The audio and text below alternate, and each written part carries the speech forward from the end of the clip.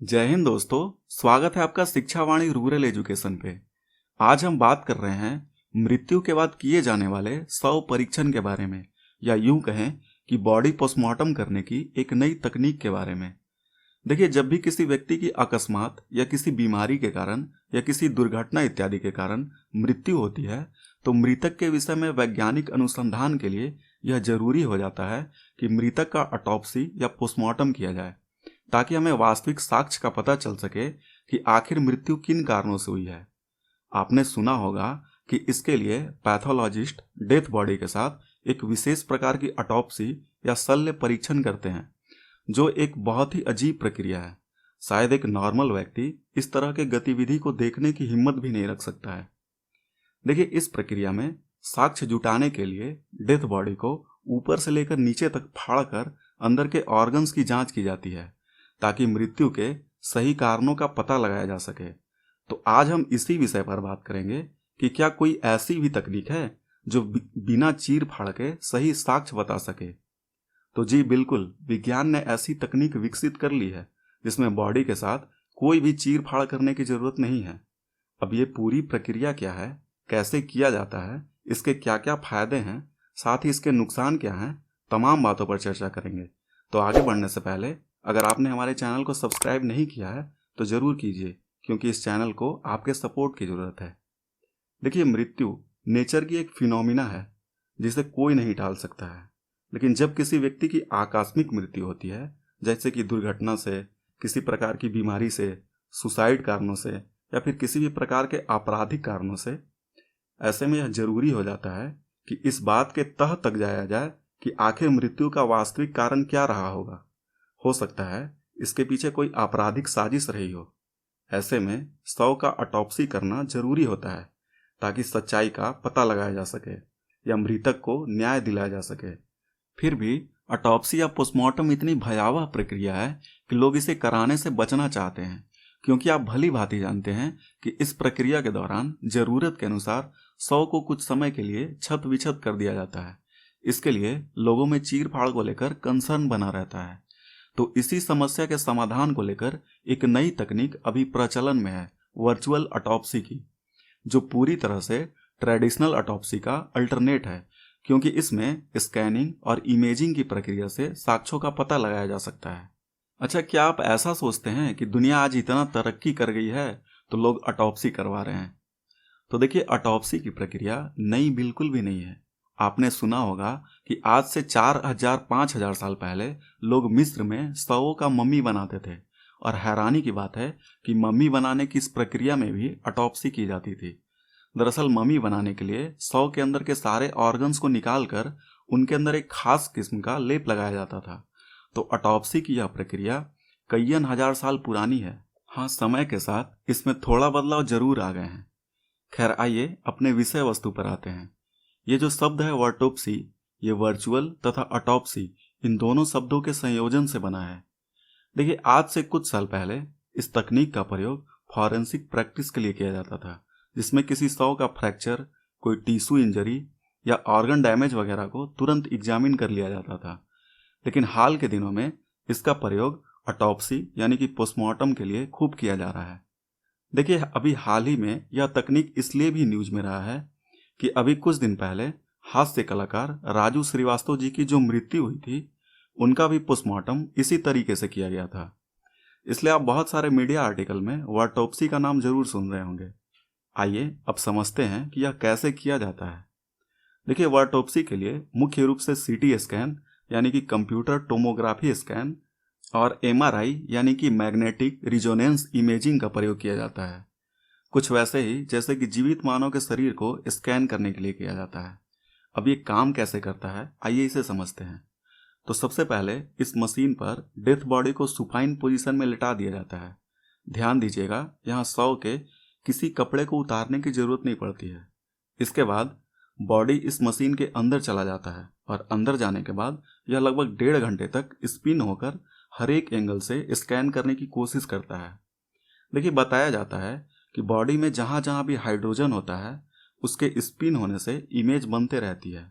अब आप सोचेंगे कि बॉडी में हाइड्रोजन कहाँ होता है, तो देखिए, किसी भी इंसान के शरीर में लगभग 70% पानी होता है, और अगर पानी है तो उसमें हाइड्रोजन भी है। तो जब यही हाइड्रोजन स्पिन होता है तब एमआरआई उसे स्कैन करके कंप्यूटर को आउटपुट भेजते रहता है। इसके अलावा इसके अंदर रेडियो फ्रीक्वेंसी कॉइल लगा होता है जो शरीर के एक एक हिस्से को स्कैन करते रहता है। आपने सुना होगा कि एमआरआई करते समय बॉडी से किसी भी प्रकार के मेटल ऑब्जेक्ट को खुलवा दिया जाता है, तो वो इसी मैग्नेटिक फील्ड के कारण किया जाता है। इन सब के अलावा इस मशीन के अंदर एक खास किस्म का रेडिएशन निकलते रहता है। हालांकि जीवित व्यक्ति के जांच के समय यह रेडिएशन सामान्य होता है, लेकिन जब एक शव का ऑटोप्सी किया जाता है उस समय रेडिएशन को थोड़ा हाई करके बेटर इमेज लेने की कोशिश की जाती है। तो कुछ इस प्रकार से ऑटोप्सी की प्रक्रिया को परफॉर्म किया जाता है। सबसे खास बात है कि इस प्रक्रिया में कोई भी चीर फाड़ शामिल नहीं है, जो कि बहुत अच्छी बात है। आइए अब जानते हैं कि इसके क्या क्या लाभ हो सकते हैं। सबसे पहले तो ये जानिए कि ऑटोप्सी एक नॉन इन्वेसिव टेक्निक है जिसमें किसी भी तरह के चीर फाड़ की जरूरत नहीं पड़ती है। इसके बदले में यहाँ डिटेल व्यू के लिए सीटी स्कैनर इत्यादि का प्रयोग किया जाता है।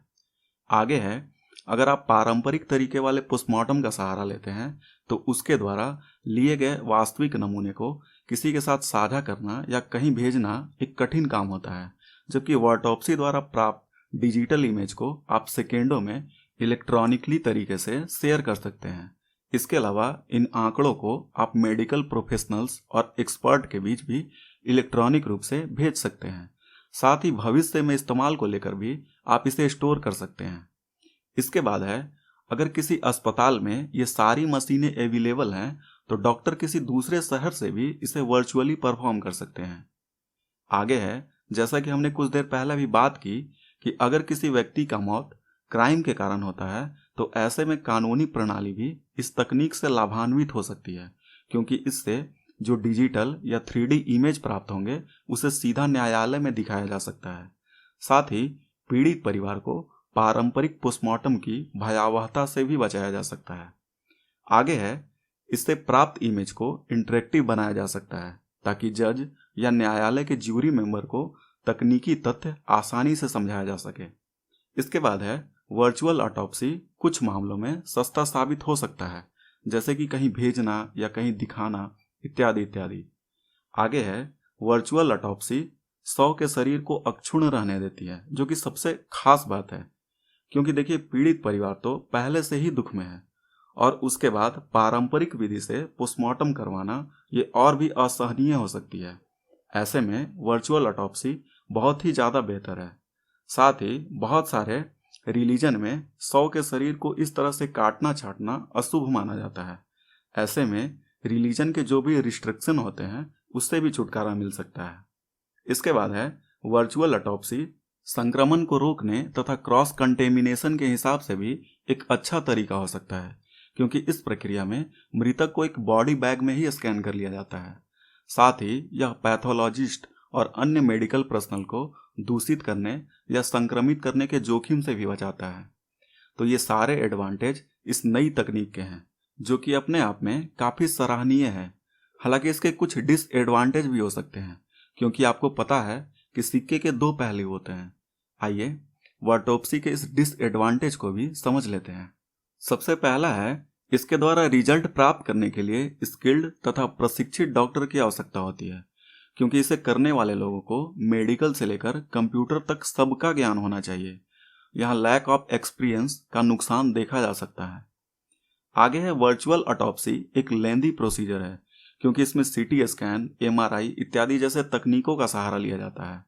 तो हो सकता है इसकी रिजल्ट आने में आपको 2 से 3 दिन का समय लग जाए। इसके बाद है, वर्चुअल ऑटोप्सी अभी पूरी तरह से नई तकनीक है, तो हो सकता है, मतलब कि मे भी इसके परिणाम गलत आ जाएं, क्योंकि इस प्रक्रिया में बहुत सारे तकनीकों का डेटा मर्ज करके अंतिम रिजल्ट तक पहुंचना होता है। मान लीजिए कि एक मशीन ने सही परिणाम दिए और दूसरे मशीन से गलत परिणाम मिल जाए। ऐसे में हो सकता है कि कोई चूक हो जाए। आगे है, संभावित अध्ययनों का कोई प्रॉपर वैलिडेशन नहीं है। इसके बाद है, सबसे खास वजह है कि वर्चुअल ऑटोप्सी महंगा है, क्योंकि इसमें महंगे उपकरणों और तकनीकों का सहारा लिया जाता है, इसलिए काफ़ी महंगे हैं। देखिए, किसी इन्वेंशन का सबसे बड़ा बेनिफिट ये होना चाहिए कि वो कॉस्ट इफेक्टिव हो, ताकि गरीब व्यक्ति उसका लाभ ले सके। आज हमारे यहाँ तो ये स्थिति है कि दवा के अभाव में व्यक्ति की मृत्यु हो जाती है, तो वो मृत्यु के बाद इतने महंगे ऑटोप्सी की सोच भी नहीं सकता है। देखिए, हो सकता है मेरी ये बात आपको बुरी लगी हो, लेकिन ये सच्चाई है। मैंने बहुत सारे लोगों को देखा है जो पैसे के अभाव में अपना इलाज नहीं करवा पाते हैं। खैर, अपने विषय वस्तु पर आते हैं। आगे है, इस तकनीक का छोटे शहरों और गांवों तक पहुंचने का फिलहाल में कोई भी संभावना नहीं है। तो इस पूरे प्रकरण के बारे में आप क्या सोचते हैं? इस तकनीक की कौन सी बात आपको अच्छी लगी, बुरी लगी, या इसके लिए क्या सुधार करने की जरूरत है?